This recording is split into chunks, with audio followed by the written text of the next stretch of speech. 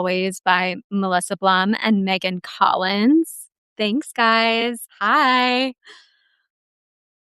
Okay, we have a lot to talk about today, as always. A lot happening in the world of social media. I don't have a canned drink, guys. Not fair. no. Um, Okay. Well, cheers to you.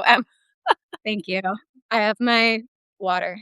You Hydrating. have an Owala because you're Gen Z. Mhm. I have a Hydro Flask, or not Hydro Flask, a Stanley because I'm a millennial. It really is. This is not a topic for today, but I was just at, like, when I go to my workout classes, it's very interesting to see what brand of water bottle each person has. What do you have, Melissa? Thank you for asking. I have an Oddwalla. Do you guys know that one? No. Where is it? Let me see if I can grab one. Hold on. Do you know about Frank Green, Emma? Yes, I feel that hasn't made its way to my workout classes yet, but I feel like it's like the cool girl.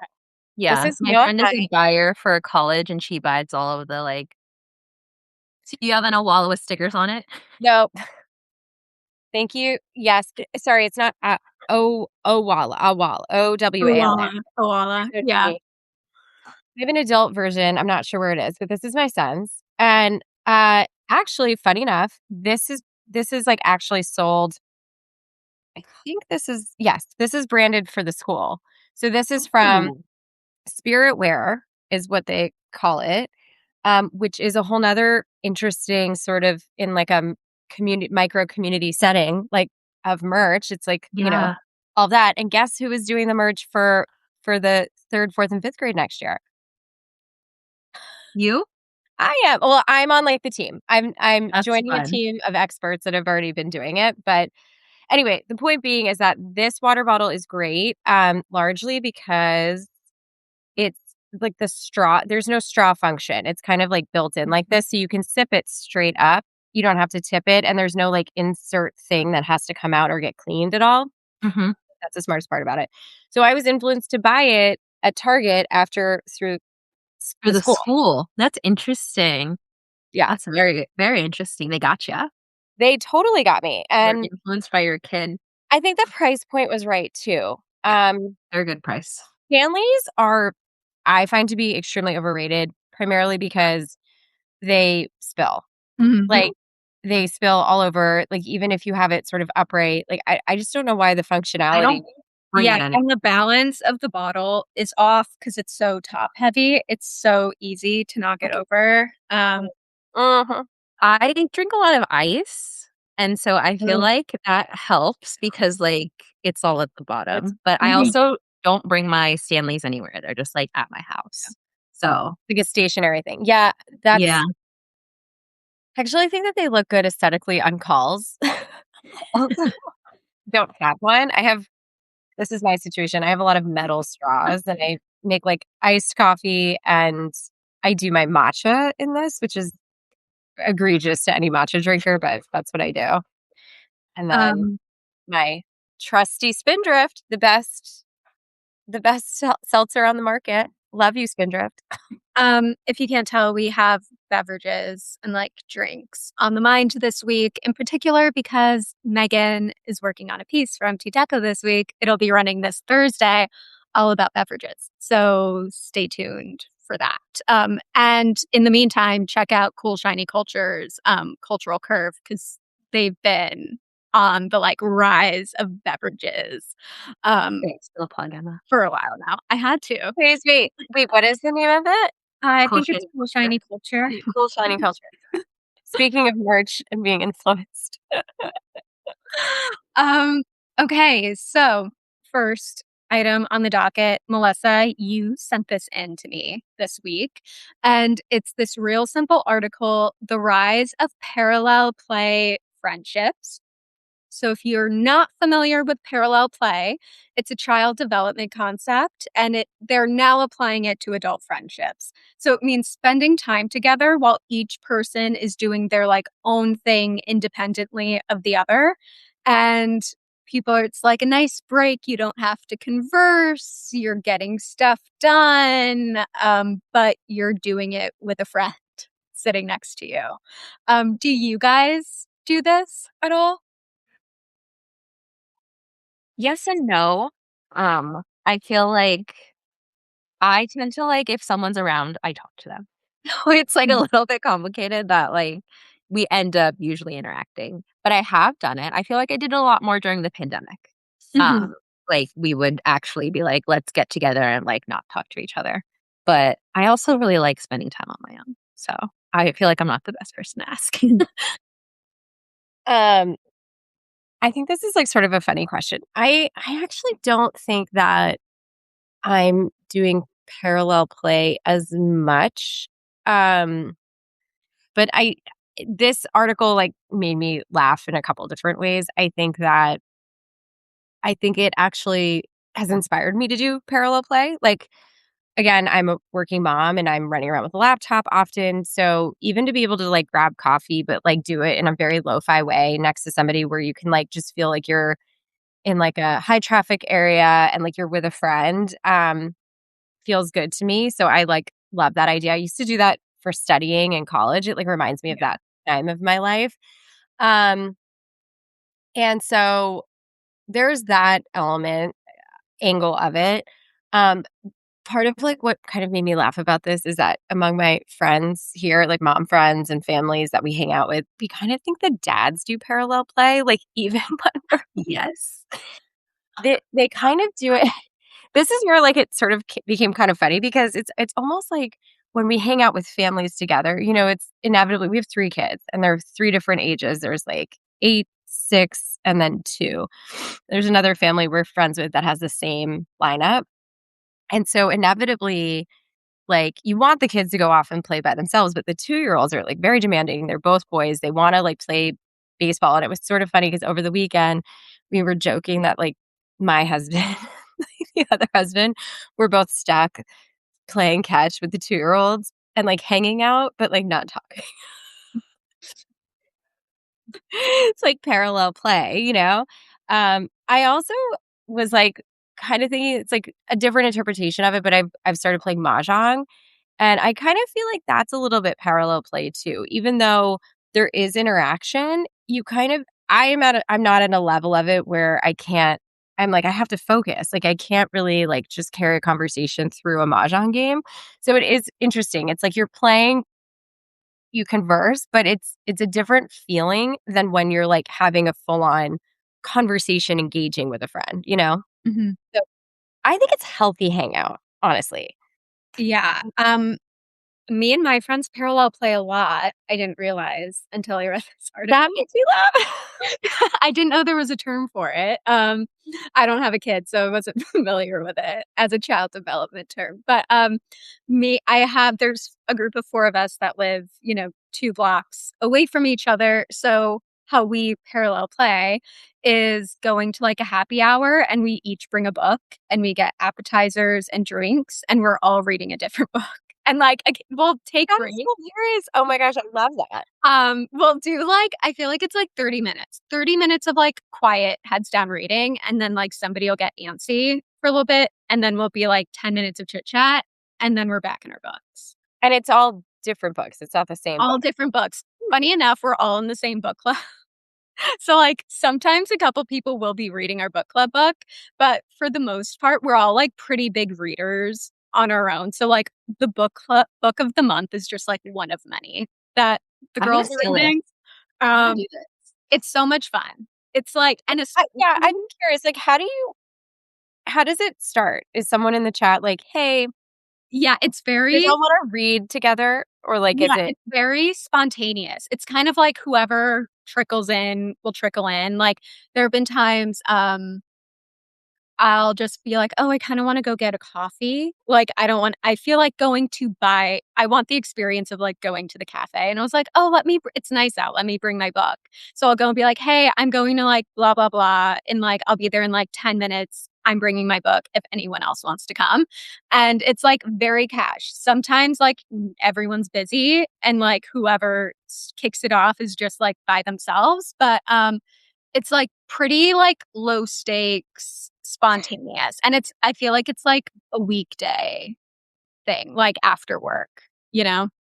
I think that really appeals to me. And I also think you helped me crack like what I found most interesting about this is the use of the language of something that children do. And just in Mhm. general, that's something that millennials do a lot. Like we tend to talk about ourselves as children. And like I think culturally, you could read that as like there's a lot happening around as a culture re-examining our relationships to childhood and what that looks like and all of that. And I feel like what you're saying is like there's something about friendship in childhood that is, like, just easier, and it is kind of the nonchalance and the, like, casualness of it. Mhm. I do Big Brother, Big Sister with an 8-year-old, so she's gonna be 8 this year, and so I'm doing a lot of observing children playing at this stage of my life, and the way that it's just, like, they see a kid who's about their age and they're like, "That's it, make a beeline for each Mhm. other," and then they just start playing. They don't do the whole, "Hi, what's your name? What's your name?" Like, they'll just play a whole game. Sometimes they don't even speak the same language, like, one of them speaking Spanish, one of them speaking English, and then I'll be like, "Oh, what's your friend's name?" And then the friend will tell me, and she'll be like, "I don't know," and, like, we'll do the intros like adult to child versus, like, the children don't know each other, and so I think what's most interesting here to me is kind of this desire to have friendships that aren't so scheduled and Yeah. structured. And that's something that I'm struggling with too, because so many of my friends are very much like schedule people and they Mhm. want to be like, what are you doing this day, this time? And then we'll put something on the calendar and the day rolls around and I'm like, I don't feel like doing this. But like, you got to go because that's your scheduled hangout time and it's going to be 3 weeks before you can get time with them again. And it just makes the friendship different than my friends where it's like, what are you doing tonight? You want to go do something? Like, it's just different and Yes. more fulfilling and just easier to manage on the day to day. And so I think that's kind of what I'm seeing the desire here is for just more casual hangs that Yeah. don't have as much like you don't have to do as much planning, you don't have to have as much buy-in. Like even when you said you and your friends all live within 2 blocks, I was like, that is the dream. Like I am trying to make friends who live walking distance because I feel like that'll just be so good for me. It's it's helped fill the, like, gap that I experienced after college, where, like, Yeah. I lived with my friends as roommates, and then I had friends in my apartment complex, and it was like I would just walk into my best friend's room, we would do homework together. I was, like, never alone, and I'm an Yeah. introvert, and I didn't mind it because Yeah. I was in my own world. There was just, like, my like, somebody sitting next to me doing Yeah. their thing as well, and I think it's nice, you don't have to be on. Like, it's not like I'm getting dinner or, like, a drink where I have to have a conversation, and sometimes after work, you're like, "I don't wanna talk to anyone, but, like, I don't wanna be alone." I don't wanna be Yeah. alone. Yeah. Yeah. You know, it's so funny. This is also kind of reminding me I feel like we have been on this thread of, like, conversation around examining relationships, Mhm. and, last week we talked a lot about, like, Hinge and, like, dating apps and whatnot, and, like, this conversation is also reminding me of I don't know if we talked about it, but I know I've shared the article around. I'm sure we posted it in Cultural Gems, and maybe we can resurface it for this when we post this on, Mhm. but I think it was I forget where it came out of, but it was called, like, it was, like, the confounding problem of, like, the middle friend, like, the middle friendship, and Mhm. so it's, like, this thing where, like, for your, like, closest, deepest friends, you understand, like, what that relationship exchange is. It's like you show up for them, like, it's kind of, like, written into culture. It's like, we're all trained, like, what do you do for your best friends? And Mhm. then for, like, the low stakes friends, it's easier because there's just, like, less requirement. It's a much lighter lift of, like, depth of it's a higher, lower stakes friendship, but it's, like, the middle friends, and it's, like, these people that sort of become more, and it's, like, inevitably, like, someone is doing more, there's an imbalance, or, like, there's the expectations are unclear, and so you end up in this, like, murky water. It's, like, a perplexing problem, like, how do you treat these middle friends? And I think it's just interesting hearing you guys talk about this, and, like, it's sort of this, like, interesting thing in society of, like, clearly we're craving this, like, lower stakes type of friendship, and it's almost like adults it's almost like instinct is to, like, formalize it more Yeah. in a middle friend. and like schedule and like do all this stuff. And it's like there is just clearly like if you examine kids, even kids who are 8, like, Teddy is 2, my youngest, and he's full on parallel play. Like, it's hilarious. Like, that's all he does all day. He's only capable of parallel playing. Like, maybe he's making my husband play catch with him, you know what I mean? But he's not engaging, he's not doing like actual play with kids yet, right? He's not at that development stage. I forget he's so young because he's so athletic. So, like, and whenever you're posting him, like, it's not to scale unless there's another kid in the thing. So it's just like he's always maneuvering like really well. He was drop kicking. I mean, look, my boys are both very athletic, and like Lucy is, she has her own thing. And so it's just sort of funny because I'll play catch with her and Teddy. And I'm like, please just catch the ball, Lucy. And Teddy will catch it and drop kick it to me. Like,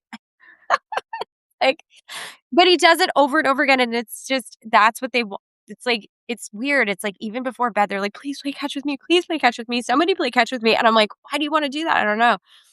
Anyway, the point being is that like, there's even times where Wally, who's 8, is like, he's like friendship dynamic, like friends, tiers of friends, understanding. We're full on in that second grade, end of second grade. And still, like, we'll go on a vacation and he'll sort of just like meld with another kid that is at the pool. And it's like unspoken. They don't even know their names, Mhm.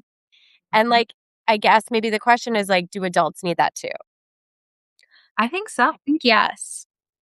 I Yeah. think it's also, I mean, I guess I feel like this is like the healthy evolution. Like people talk about, hanging out with my friend, and it gets to the point where we need like silent scroll time, and they'll just like silently scroll their feeds, like sitting next to each other. I feel like this is the healthier, more offline version of that. And it also feels like productive. I think like as an adult, even without like kids, it can sometimes feel hard to like do work, like do all the chores, all the shit you need to do, and then have time for things you actually want Joy to doing do. it. Yeah, that fill your cup. And then also have time to see your friends. So this is like a two birds, one stone. And then it's very low pressure. And you're like, oh, I feel good. I hung out with my friends, and like, I didn't have to, like, it was very low effort for me. It It doesn't have to also, be like drinking. It doesn't have to be yeah, like, no, it could be whatever you want it to be. Like, sometimes we'll do it like at the park, like it doesn't have to be like going to a restaurant or a bar. What it could be going to your friend's house. can I just say also on this before we change topics too? There's an article that I might have forwarded to you guys. Did you see it in Time? I think Time did it, Time Magazine, and it's talking about like what screen time is doing to people. Yeah. It's pretty dark, and it's just talking about like I only looked at the Instagram post and I looked at like the stats and the quotes, and I was like, like, and it's just talking about how screens have like stolen so many moments for all of us, like these quiet moments, these moments where of like reflection and like it's rewiring brains. It's like this whole wild thing. And so just I think in the spirit of like this sort of undercurrent of like wanting to be back in real life experiences, IRL things, like I think this idea of parallel play, it's like I love this for society. And I think that it's something that like, you know, we're like many people are like, I think the more that we talk about it and hearing Emma's interpretation of it is making me like, oh my God, like what a good idea. Like I'm just going to start putting my book in my bag. Although I don't really ever have time to do that, but It's the best. And you can do 2 different things. Like, a lot of my friends are either hybrid or, like, work from home, and sometimes it's like if somebody hasn't logged off yet, they'll be like, "Oh, I have to, like, answer emails, but, like, I'll just bring my laptop to the bar," and they'll be working while the rest of us read, or maybe somebody's doing Sudoku or, like, whatever. It's, like, silent, independent play. It's also like that's literally what they would do on the Friends TV show. Is like they would meet at Central Perk and just like sit and like hang. yeah. So you're living the New York fantasy, Emma. I'm so happy. I'm happy to hear it. Okay, so next topic, article from Dazed. Nobody wants to be famous anymore. So a new YouGov survey just released, and they found that only 9% of Gen Z actually want to be famous, with a very small 5% aspiring to become influencers. And 79% of the generation said that they would prefer to live a private life. And this is quite a shift. They did a similar survey in 2010, so just 16 years ago, with 16-year-olds. And they found that over half of 16-year-olds wanted to be famous instead of having a traditional career. And a lot of them wanted planned on achieving this via reality TV, which is interesting. So it seems like Gen Z's fame aspirations have like majorly shifted as they've gotten older and into their 20s. Um, Megan, as our resident Gen Z expert, do you have thoughts on I this? have so Like, many thoughts. I have so many thoughts on this. I Um, really, I know. I can't wait to hear Megan's thoughts. I'm like, I want to know what Megan thinks. well, first of all, I take issue with the framing, but I understand articles need people to click them. So, like, nobody wants to be famous anymore, obviously, is very hyperbolic and oversimplified. And I'm actually working on a piece for Culture and Culture out this Friday. That's the 7 common discourse fallacies. It's going to talk about, like, all of these types of hot takes and why they're bad for society and the rhetoric and the narratives and all of that. And this is totally one of them. So, Can like, we just like, please talk about it after you publish it? I'm yeah, like, of oh course. my gosh. So with this one, as a researcher, not as a person who needs you to click their article, I would say that this is more of a life stage shift than it is a generational one, in that you ask little kids what they want to be, they say doctor, firefighter, lawyer, movie star. Then you ask adults and they give you more realistic answers. So it's like, even that is like, obviously, they grew up and got more realistic. Like, duh. But I do think there is a real insight here about Gen Z not seeking fame. Um, but I also would question how much of that is because fame is no longer so intertwined with wealth. You can be famous and still have money problems, and that's become so clear. And so I wonder if, like, didn't read this article or this survey, but I wonder if that's really the underlying thing here. It's less about the fame and more about the money, because Gen Z does not love being in the spotlight socially. They're very socially anxious. And like we were talking about in the last article, like social interaction is something that they struggle with. So it makes sense that they wouldn't seek out the spotlight and be as drawn to fame for fame's sake as I feel like millennials are. Like, we low key just love the 15 minutes, and like the idea that you like get recognized for something is still attractive to us. But I think that's different for Gen Z because they've grown up in a ecosystem where fame is more like this article is saying, it's not all it's cranked up to be. But I think it's specifically tied to money. And I bet you that if it was rich and famous, 90% of people would still want to be rich and famous. Megan, you're very smart because is brought up in the article, specifically when they talk about reality TV, and kind of like the craze that millennials had around Big Brother in particular, where you're surveilled 24/7, but at the end, you win tens of thousands of dollars. And they said contestants 20 years ago would be able to buy a house, a Yep. car, start saving up for their kids' college funds. And now the prizes haven't really gotten bigger. And now they're Mhm. like, it's not like I don't need 50 grand. 50, I can't do, what can I do with like 50 grand at the expense of like my privacy? Yep. Kind of like for the next however many years. It's not worth it anymore.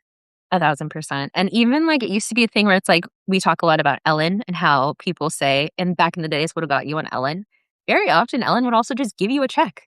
Like, it's like, thanks for coming, and here's $100,000, and here's a scholarship, and here's this, and this brand has given you a free lifetime supply of vans. So it's like, even the 15 minutes used to come with something that was worth it to you as an individual, and now it just doesn't anymore. So I think it's that, and then I also, my last thing is, like, my big issue with survey data is that like people lie and they self-report different things than what the actual truth is.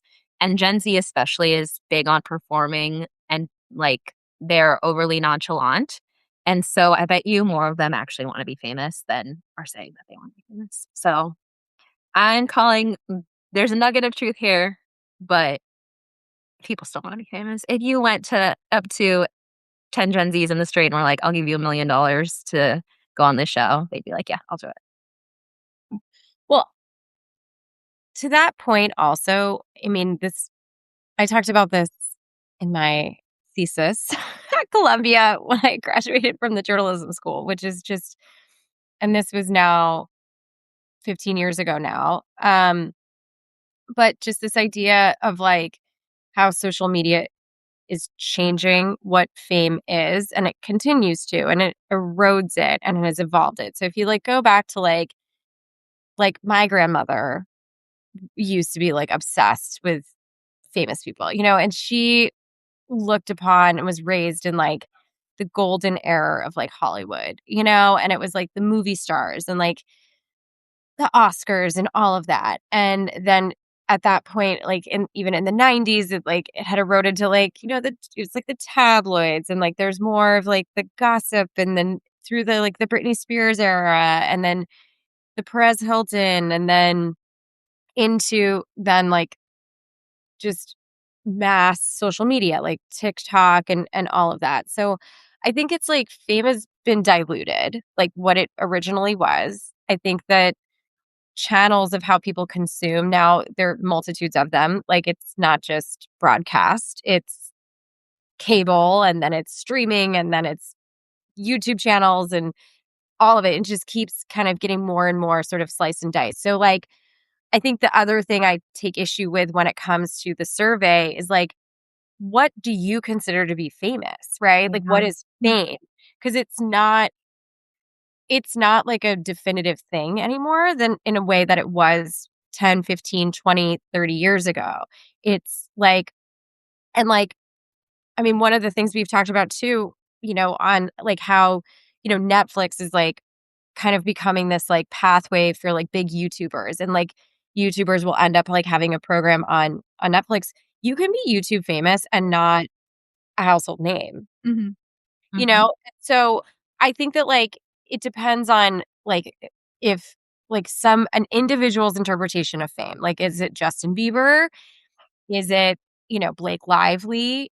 Is it Bethany Frankel? Is it like, George Clooney, like whatever. And I think I would just also say too, so it's like two-part. It's like an individual's understanding of fame. And then the other part I would just say that I think is interesting as it relates to money is that I think that like social media, even in the past like 10 years, has really opened up the aperture to like what real wealth can and could look like. Maybe not should, but could look like. And so this idea of like, what does old money evoke? What is luxury? And then things that have always kind of been behind like gates becoming more mainstream. Things like tennis, obviously tennis culture. I think country club culture. I think mahjong is like the newest example that has existed for many, many, many, many, many years. You know what I mean? In different areas of culture. And like now it's becoming more mainstream. So I think it's just like really being able to delineate like, okay, do you mean fame? Do you mean wealth? In what way do you mean both of those things? Yeah. And like, can you separate that? And surveys are can be so finicky for this reason. Like based on that feedback, if I was redoing the survey, I would suggest changing that question to A-list celebrity. And I bet you a lot more people would say that they want to be an A-list celebrity because that's different. That's more specific than being famous. And it speaks more to the social currency. Whereas like now being famous doesn't guarantee you the social currency. I didn't really buy this when I wrote the article. My prompt for us is like, do we actually think this is true? Because I'm like, if you spend any time on social media, it's like not 5% of Gen Z. You're trying to tell me 5% of Gen Z wants to be influencers and the 95% don't? Like, no. Spend Yeah. 5 minutes on my TikTok feed and you will that is proven wrong. I Yeah. do think, Megan, you are right that Gen Z doesn't want to, like, publicly want things. It's not cool. Like, the early stages of somebody trying to be an influencer, like, many influencers have said, like, when I was, like, just starting, I only had 1,000 followers. I was so heavily made fun of for, like, trying too Yes. publicly trying too hard. And then, of course, when they eventually, like, get the numbers, it's very and the income that comes with being an influencer, it's not embarrassing anymore. But, like, Gen Z, he thinks they're, like, too cool for school and that they, like, don't want to, like, publicly try hard. Yeah, you even see this with the creators who they venerate, like Emma Chamberlain, that's her whole thing of like, "Oh, I don't care," but it's like, "You care so much, Emma." Like, but, like, she does the performance of just being so chill and nonchalant. Rob Roush, who's like the new hottest thing, he's like, "Oh, I don't wanna be famous, don't look at me," and it's like, you have to sign up for these things. Like, you hired a publicist Yeah. and, like, management, like, Yeah. it's not like people are, like, coming down to your swamp and insisting that you work. Like, you're signing up for this, but it's the performance of, "Oh, I don't want this, it just happened to me." So, Yeah, that's why you can't believe everything they say in a survey. it's very funny, and I think even with, like, the summer house drama that we've been talking about, like, it's always funny, like, the criticism the female new cast members get compared like, the bar is just so much higher for women. They're like, "She just wants to be famous. She's just in it for the followers." I'm like, "They all are." Like, why do you think they're on Summer House? Because they just happen to be, like, in a share house in the Hamptons. There are plenty of people who do that off camera. Yeah. No, I mean, with the summer house stuff too. I mean, I can see having been an existing cast member and then someone joins and it's like, well, we sort of got this set up and like now you're joining something that exists. There's a fandom that's already been built, Mhm. but that also comes with its own like, you know, nightmare as well. Like, I mean, people who do like The Bachelor and The Bachelorette always talk about that. Like, once you get like into the fandom, yeah, like it's like this existing fandom and like you're either in or out. And, obviously with even like the more recent like Real Housewives of Beverly Hills, like Amanda was like has been facing like the fandom for like joining and she's not a seasoned cast member. It's not easy to be new either. I will say one thing you were making me think of with this. I guess I didn't realize Gen Z's like not wanting to like try but not try kind of thing. Cause like I actually just caught there were a couple clips from the Skinny Confidential, him and her podcast, or the Bostics, whatever they call it. Mhm. And they interviewed the Stad guy. I don't know if you guys have seen him. He's like ridiculous, you know, just like it's like amongst the billionaires and it's like, again, wealth and this whole thing. Mhm. But they were interviewing him and they were talking about like cringe and like building this account and whatever. And I thought he had some like good advice for people too. He said something that was like, if I see something and I think it's cringe, I forget about it like 45 seconds after I watch it and it's moved on. And he's like, and then, there were people that like gave him a hard time when he was starting it and they were like, what is this? I don't get it, whatever, blah, blah, blah, blah, blah. And he's like, he's like, I just like, you have to keep going and you just keep doing it and like thick skin or whatever. And I feel like I've even talked about that, with us with MT Deco. Like, it's not always easy to like put Mhm. ourselves out here, go on camera. I'm obviously not great at that. But I do think that like after a while, like just doing it and like the value that we get from it in so many ways, it's just like completely like over indexes like the cringe. Like I don't cringe what? Who cares? You know what I mean? Like if anything, I just wish it would like I think my LinkedIn in particular, I need to like work harder at it. But I don't like putting in the work on LinkedIn. Mhm. I'm not good at that. But that's, I also think cringe is often, like, miscategorized, like, cringe is a very it's like a personal feeling. Like it's kind of like the heebie-jeebies or a pet peeve or a phobia, where it's like what makes you cringe is personal to you. So like being cringe is really like anytime someone is expressing themselves in a way that triggers you, that's like being cringe. But like that's not a value judgment on them and what they're doing. That has everything to do with you. And obviously young people are in a life stage where they're very like hyper aware of how people are interacting and what's cool, what's not cool, how they should be behaving. But like that's why I've always been like, who cares what Gen Z thinks is cringe unless you're actively trying to win them over for like some reason. That doesn't concern you. Yeah, I think, Megan, you are the expert on this, not me, but as somebody who's like a Gen Z millennial I customer, feel like you're an expert at this point. You can take it. See? I know. Why not? You are. Look at You're um, Gen Z. how how brilliant. Forever. You pull all these articles every week. You write about it. You're an expert. And I just a moment for Emma and her brilliance. Like Yeah.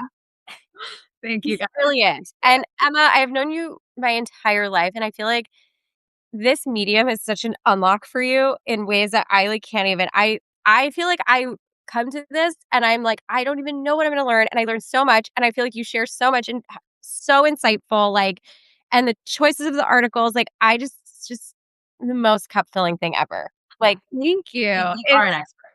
Thank you guys. and you're an expert. It's Yes, yes. very fun Good point. having it's very fun having an outlet for these conversations because I can with like it's funny, I have my old friends who are late 20s, some of them are like 30, who are like very not they're not like keeping up with like clipping, which we're gonna talk about in a few minutes. And like cringe. They're like they're Is it really basis on how social media is changing? no, they like, they like will they're I'm in like I would never let them know my screen time because it would just be like humiliating for me. And then I have my like younger friends who younger, they're like 2 to 3 years younger than me, but sometimes it feels like there's a big gap. And they're like so in it as like they're just very solidly Gen Z, and I very much identify as a zillennial. And I feel like from the outside, the biggest difference I see in millennials versus Gen Z is that millennials are willing to like put themselves out there, whereas like Gen Z, I think, is terrified of rejection and like embarrassment, like to a like almost paralyzing degree. Yeah, I would say that's the one of the biggest like detrimental things about being on the internet forever. And I actually think the problem is the parents, not even social media. That's like a hot take that I'm currently working on that like but I see a lot of content that's like being filmed by a parent and I can see the child clocking that it's being filmed, understanding it's going to go on the internet and I'm like, "Ooh, this child doesn't want me watching this." Even if it's not that embarrassing or like bad, I feel like that's where it actually starts. It doesn't start when they get their first social media account. It starts when they have a parent who doesn't respect their autonomy as a child to like not be recorded and posted and shared and perform with in front of a camera. And I think that Gen Z's parents were especially bad about that in a way that I think parents now aren't. But that's part of I think what contributes to their social paralysis around putting yourself out there, being cringe, and their kind of like contentious relationship with social media and how they show up on there. Well, it's like when I was a child, I didn't have control over how I was perceived on the internet. So now that I do have control, I'm locking everything down. Or if I am posting, it's so low effort, like throw away, I don't even care, but deeply. And also, like, when you think about it, like, you could have a traumatic experience with the internet that's not even like super public, where it's like, think about something embarrassing. Like, I'm sure there's photos of me as a child that I hate, or like videos that I'm like, don't show that to people that like get shown. And it's not like that bad. But if that was on the internet when I was like 13 and my siblings were able to tease me and be like, look, someone commented, that would just like create something inside of you that like you grow up with that's hard to change, you know? Mhm. You know what though? Okay, so I'm totally taking in everything you guys are saying, and I don't disagree. You know how I feel about, like, all of this and whatnot. I guess I have, like, just 2 thoughts, though. I think one, and this is something I feel like it's like we'd have to really mull on it and think about, Mhm. maybe, whatever. But I guess, like, I wonder if as time goes on, like, the broadcasting of stuff is gonna become less of, like, this, like, performative and more of, like, an extension. Like, right now, I feel like we're still in this phase where there's so much of, like, existence right now who have lived not in this social media world where it's like almost like Gen Z, Gen Alpha right now is just gonna, like, they're gonna be raised in it in a way that is completely, like, different. And again, it's, like, performative, but, like, is that relationship to social platforms, to, like, a camera, to all this, like, is the camera gonna become not even a camera? Like, is this gonna, like, sort of evolve into, like, sort of a different kind of, like, dimension? So, like, I wonder if, for example, like, one thing that comes up for me a lot, like, my son is very good at sports. There are a number of parents out there that are, like, have created accounts for their kids, and they're, like, documenting their sports journey. And I think a lot of it is to build the case for college, for scouting, for, I mean, maybe that's the reason. There's also, like, sponsorships and That's stuff. what I was gonna say.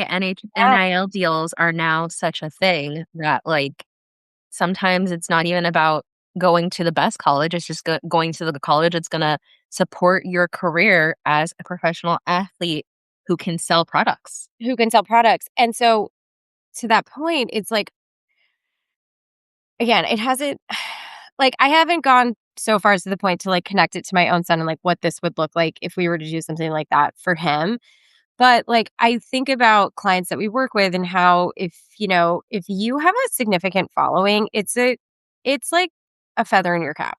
It is. It is. Like, whether you're going to work for the Savannah Bananas and Mhm. you're Jackson Olsen and you are somewhat of an influencer already, like, you can negotiate a higher paying contract because you are bringing audience to that platform. It's the same thing with, like, you know, news broadcasters, right? Like, it's like build like, while you get exposure to people who are watching. Like, I always say this to anybody who's a journalist. It's like, build your audience while you have this exposure to huge TV audiences and, like, get the benefit of that while you're doing that. And then you can, like, create your own thing afterwards, right? Yeah. And so I just wonder, like, as a parent, as a digital strategist also, does it behoove setting up my son, like, in a way where, like, again, if you guys can believe this, we've talked about this. He's 8. Okay. We just signed up for advanced lacrosse. It's like a national thing. They start looking at and scouting and stuff in the next, like, 2 years. Mhm. And, like, would it help him? Like, is this like, even if it's like one, From I what don't I know of Wally, no, because he's such a stress case. And, know. that's what I was gonna say, that it's, He like, doesn't, yeah, he's so it's so dependent on the kid. Like, that's even something, like, I try to not follow kids on social media because, like, I feel like that, but every now and then, I come across a child where I'm like, "No, but this child wants to be here and wants to be performing and, like, was going to find a stage in life and, like, has found it very young, and hopefully the parents are doing a good job of creating the right environment around them." So I think there's no one size fits all answer, but I think it just depends on the kid. And I think from what I've never actually met Wally in person, but, like, I've yeah. heard so much about him, and from what I know, he's like me in that he puts a lot of pressure on himself and stresses out a lot. And I think as a parent of that type of kid, you don't wanna be. It's like, You wanna be the safe space where you're not adding pressure, but I get it that you're like, "But am I not setting him up for success if this is something that one day he's gonna be like, 'Everybody else's mom did this for me, where's mine?'" well, It's like here's what I'll say. It's funny that you say that because yes, 100%. Like, if I try to, like, let's say I brought him on here to talk to you, he would be like, like, he doesn't want to do that. well, Like, I'm it's more, obsessed. I, like, get an email the day before of, like, "This is what we're gonna talk about," and, like, yeah, you know? yeah, yeah, yeah. No, Emma, thank God for Emma. Like, we all need more Emma. But where Wally performs is on a field. Yeah. You know what I mean? Or But out, it might so be hard if that's a factor, because then he's thinking about this isn't just about this right now. It's about my mom's recording on the sidelines and I need to get this because this does better and people like when I do this. And it just adds a dimension to it that makes it more Think of that. complicated. I know it like becomes not like enjoyable. Like I would almost say you could do it secretly. Like don't tell him. Like, Like if you were gonna do it, don't tell him about it. Like there's like there's this. I mean, there's like so many of these influencer kids, and again, it's being fed to my algorithm. You know what I Yeah. mean? But like a lot of them are like, there's a couple of golfers. Like this one girl, she's 10, and she is homeschooled, lives in like a country club. Like it's amazing, yeah. and she has so many sponsors. And like I talk about Baseball 101. Mhm. Hails from Long Island. Like all their kid ambassadors, there's this kid like Swing with JoJo. And it's like wild. He's 10 and it's like he's getting batting practice in and like this is what JoJo has for breakfast and like whatever. You're right. Like that is not Wally. I would At that point it's more about their parent. And like you obviously do this, you can do this. You don't need to find fulfillment in creating a little brand out of your kid. fulfillment. I wonder if it I think that's what those parents are doing though. Because like if you're doing that much that you created a whole brand around your child, you just like doing it. And what if it's building a community that then they like have the choice of taking over? I don't think so because it's not theirs. Yeah. It's still Yeah. your community. It's your child as mitigated through your brand voice, which is like I think a thing. Like I had a very overbearing dad, and if I was growing up today, he would have definitely like I was in tennis, but I wasn't. I was like a stress case, and he put so much pressure on me that I would always get the yips. Like I was so good in practice, and I could not win a game until he stopped being around for my tennis games, and then I was winning. So I think Wow. it's So just kind of, it's like it depends on and some kids are probably like motivated by that. They love the pressure. Like Hannah Berner talks a lot about tennis and her dad sounds like my dad. She loves it. She's like, tell me what to do. Like I love the pressure. I love the stress. So it's just so dependent on the That kid. is so yeah. No, that's true. I think you can kind of see this how it played out with the Kardashians of like they obviously like Kris, the momager the millennium, and how like that resentment, like obviously their Kim eats it up. I think Kylie also eats it up. Like they were built for this, like yeah, He's got issues. You can see that's them coming. Kylie has issues. Yeah. but they're like stars, right? And they work for that stardom. And then Chloe, similar to an extent. And then I see like Kendall and especially Courtney, how that kids that like don't organically or intrinsically want this and how that resentment builds Totally. until it eventually pops. And I worked on social media for Lumi, and Kim Kardashian was an investor there. So I got like sometimes I would, get a trickle of gossip. And basically it's very competitive amongst the sisters. And if that's the case, Kris fosters that environment. And like when they were fighting, that's when I stopped watching because it didn't feel like entertainment. It was like, no, this is your family fracturing after all of the competition your mom's fostered between you guys, like finally coming to a head. It's almost like a shame that like they can't just like walk away from it, or like They can't.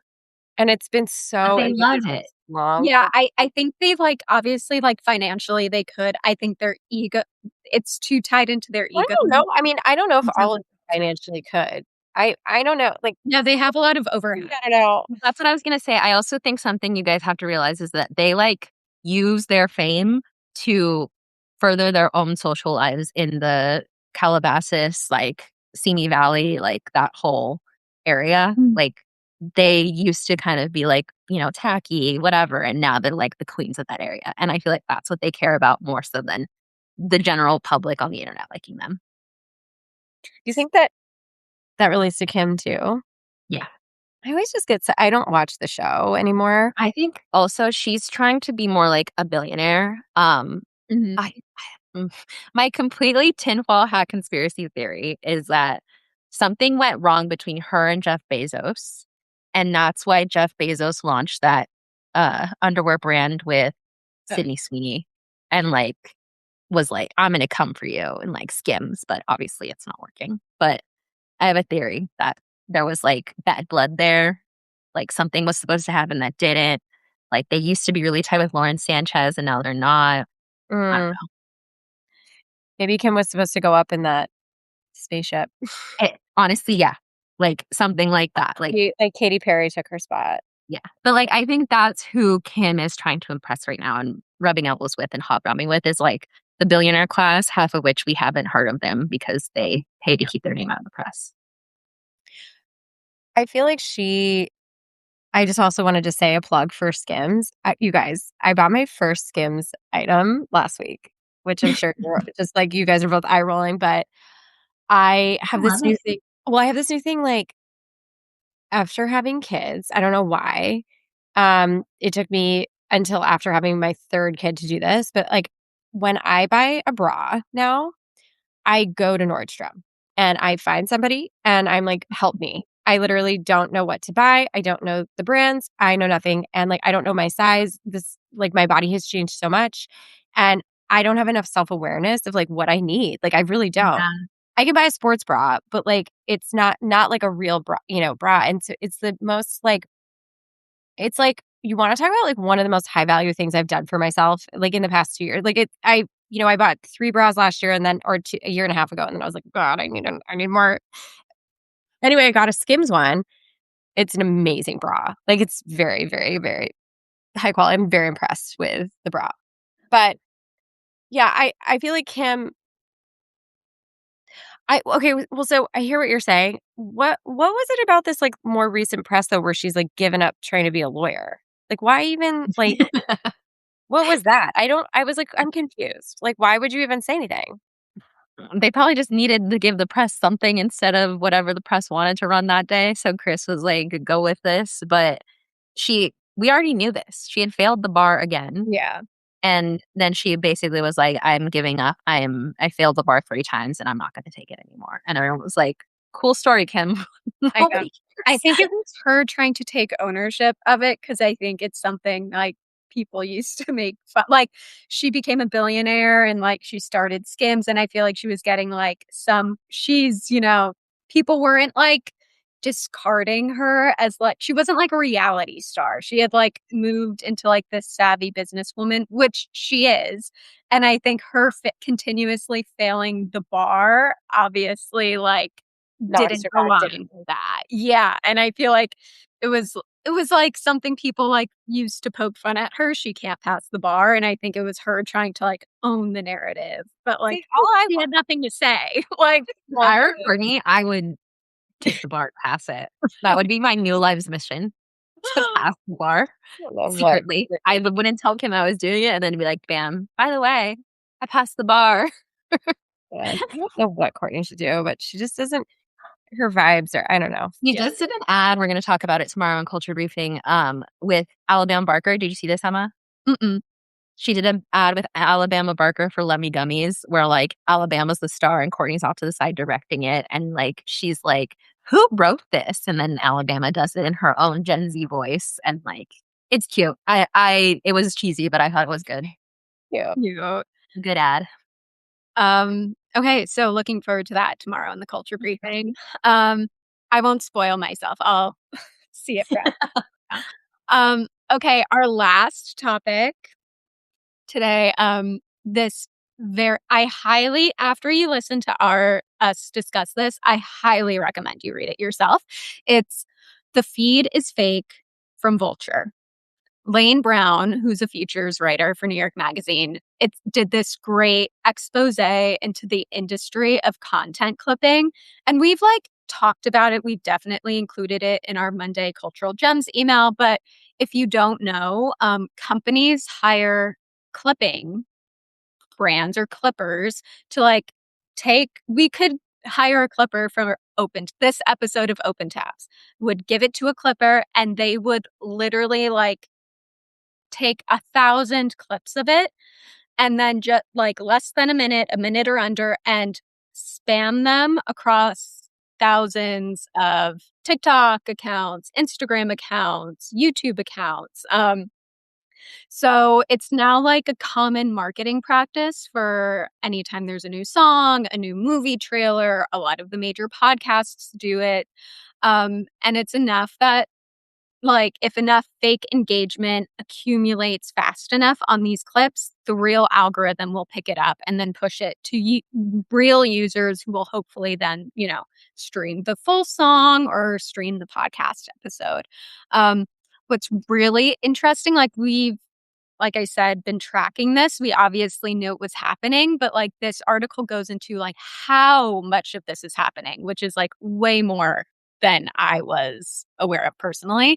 They talked to this man who runs a clipping agency, and he estimates that 90% of what you see on the internet is advertising in disguise via clips. On a typical day, his agency was posting 50,000 videos across platforms in a single day. And he basically is saying like, they talk about he used to have his clients on his website and then they got taken down. So this is like something that's kind of happening in the shadows, but every major musician, actor, podcaster, they're all clipping. And he said if you're not doing it, you're years behind. So we'll dive in. This is like a very long expose. So you'll need like maybe a good 30 minutes to get through the full article. But do you guys have any thoughts on this at the top?